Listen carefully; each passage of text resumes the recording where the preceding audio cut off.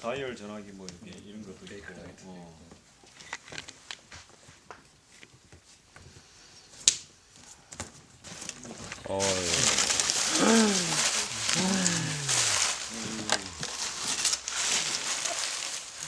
And all those suitcases are full of telephones. It all started probably 20 years ago when my uncle passed away, and he was a technician with a telecommunications company here in South Australia, and his job was to replace the old telephones in the country with the more modern plastic telephones. He saved a lot of the old telephones and restored them. When he passed away, he gave me 6 of his most precious telephones. And the oldest telephone that I've got is an Ericsson from 1897. The more modern plastic telephones that they brought out in the 60s and 70s, I have maybe 40 of them, but I tend to buy them and then sell them on so I can get more money to buy the older telephones and increase my collection of the very old antique telephones. You learn a lot about what the people, they share their knowledge of the things that they've collected, in improving my knowledge base as well.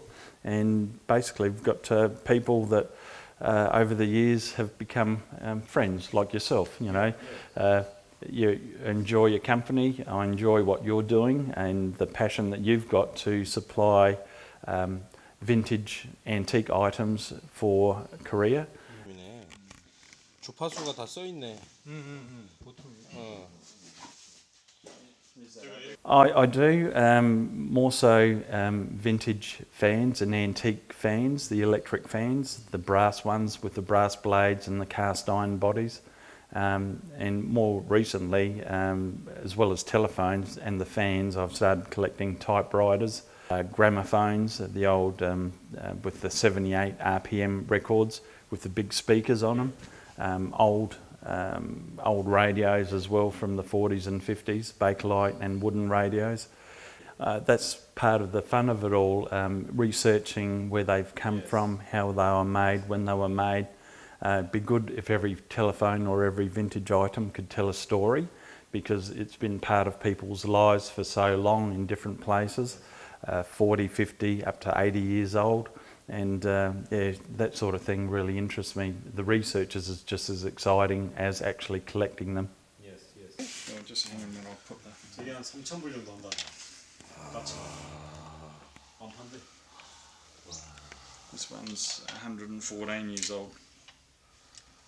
14년 된 거. I think they admire the quality that was made in years gone by, and the fact that they've stood the test of time, that they've lasted 80, 100 years and they're still serviceable now, whereas the modern manufactured items, telephones or technology or even furniture, doesn't last the test of time.